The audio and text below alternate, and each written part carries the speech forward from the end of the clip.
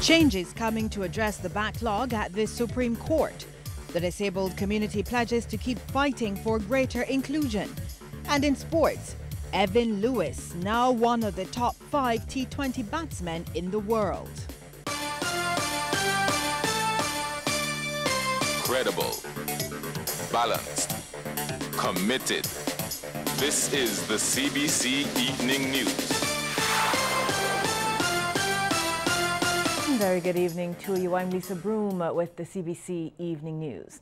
In our top story tonight, we're hearing that there could be some positive changes at the Supreme Court when operations resume there in March.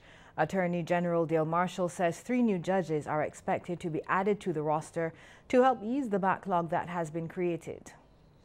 Part of this, though, will see the creation of 3 new courts in the Supreme Court complex.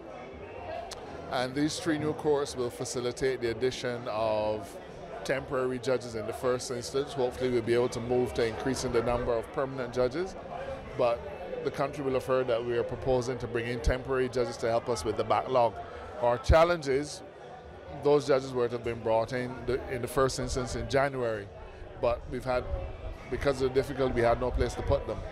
And to try to configure a new court for criminal matters is a particular challenge because you need to have cells, and that's a problem.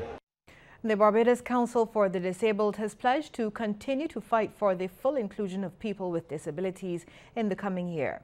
President Maria Holder Small made this commitment during the Council's Christmas dinner and awards ceremony.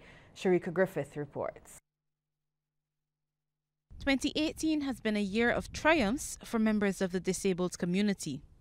From the proclamation of legislation to deter able-bodied people who park in spaces reserved for the disabled, to an announcement by Tourism Minister Carrie Simmons that Barbados would become the most accommodating place for people with disabilities in the region, members of that vulnerable community appear to be finally getting the attention they deserve.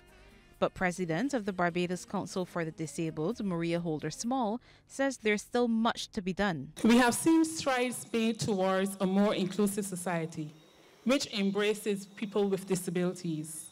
But sadly enough, or in many cases, nothing has been done to address critical areas that continue to impede the inclusion and independence of persons with disabilities.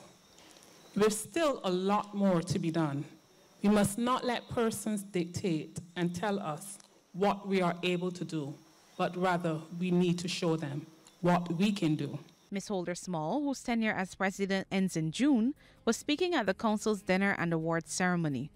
Among those receiving recognition for supporting the Council over the years, Kes Amos Selassie Jacob of the St. Paul's Ethiopian Orthodox Church, the Maria Holder Memorial Trust, and the Barbados Community Foundation for its role in the creation and maintenance of the Council's school bus transportation for children with disabilities.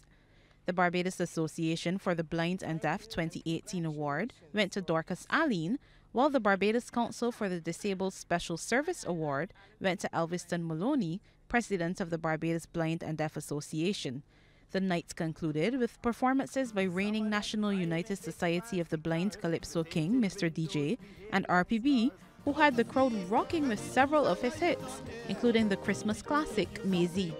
Sharika Griffith, CBC News. And almost a decade after it began, one charitable organization is continuing to spread Christmas cheer to children in need. The Love at Christmas Foundation brought joy to dozens of young ones this year at its annual party at Solidarity House last evening. Well, the charity has been holding these parties since 2009 for a select groups of young people between the ages of 3 and 15. President Dennis Warner says they offer them a well-rounded experience. What we try to do is bring them here every year, and we provide, entertainment and food and drink and gifts of toys. But not only that, we try also to encourage them to live honest, decent and productive lives. Well, Mr. Warner had this advice for the children. Be safe, don't do too much. Try to be obedient and listen to the parents and, just be nice. 4 people, including 2 minors, have been injured in an accident along Stepney Road in St. George. Police say 2 motor cars were involved in the morning accident, one driven by 69-year-old Merlene Chase of Durance Christchurch, who was accompanied by 2 children, and another driven by 77-year-old Lois Harvey Reed from Fair Pilgrim in Christchurch. 2 fire tenders and 5 fire officers attended the scene and used the jaws of life to extract the occupants from the vehicles. All 4 of them complained of injuries to various parts of their bodies and were taken to the QEH by ambulance.